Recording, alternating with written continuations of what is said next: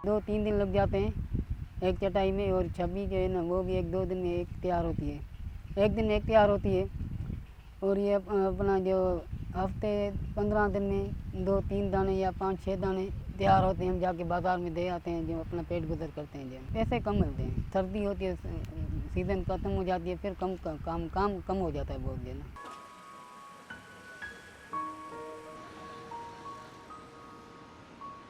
हर चीज़ में बस हमको 20-30 रुपये रोज़ी बच जाते हैं। शुक्र है अल्लाह का, लोड शेडिंग की वजह से लोग पनके ज़्यादा लेके जा रहे हैं, और जो भी चीज़ लोग लेके जा रहे हैं उसकी तारीफ़ कर रहे हैं, और सारे लोगों को हमारी चीज़ बहुत पसंद आता है।